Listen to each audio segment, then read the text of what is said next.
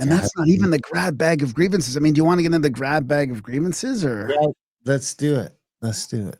All right. Stuff, so you can take it over. This is a follow-up from last week when we talked about the whole Diagolon thing and the what was it again? Second Sons and all that stuff, right? So here's Wiretap Media again.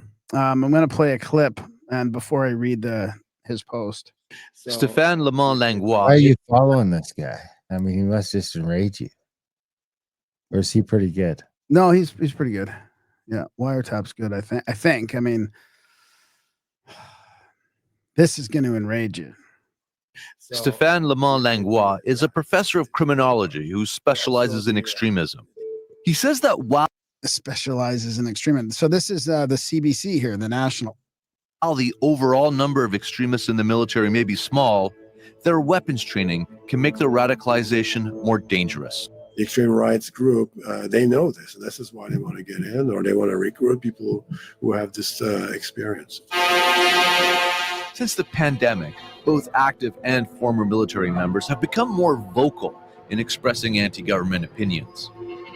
A number of serving members. No kidding, eh? Since the pandemic, we've been more vocal about expressing anti-government opinions. No shit.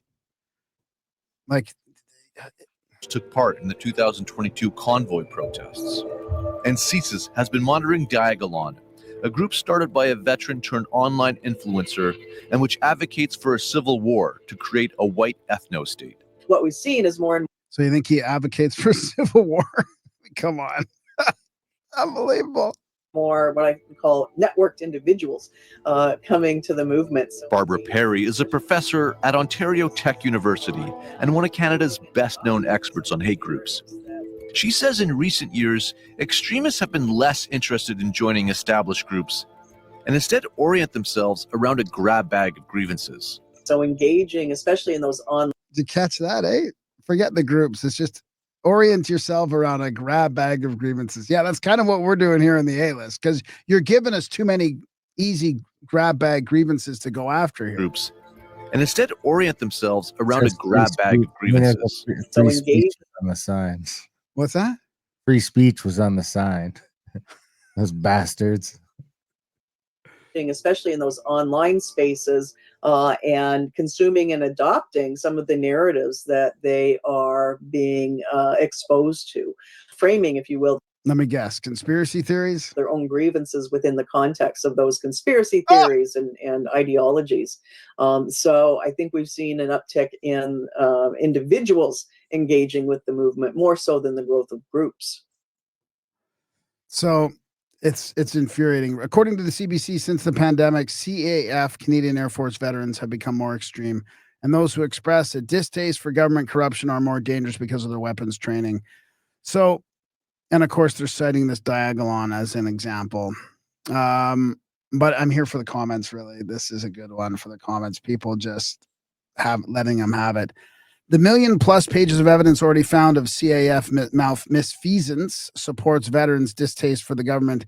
And in the debacle of Afghanistan withdrawal, veterans have every reason to be critical. And this is Tom Marazzo. Here's one of the lawyers from the convoy. I find her reprehensible, and her claims have not stood up to scrutiny in the 2.5 years I've known about her. Terrible person. Mrs. Scott says, military is the only way to clean up mass immigration and government corruption. Some of you are sitting at tables that need flipping. Perhaps Diagolon is our remnant. Perhaps they have discernment. And then Maggie says, perhaps the veterans are tired of seeing soy boys and crazy women drive the country into the ground. Banjo Pilled says, if vets are pissed,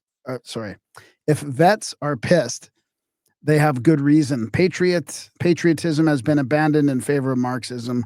Learn to self-censor and comply, disregarding any moral compass. They want mercenaries, not ethical warriors, proof being the illegal mandates.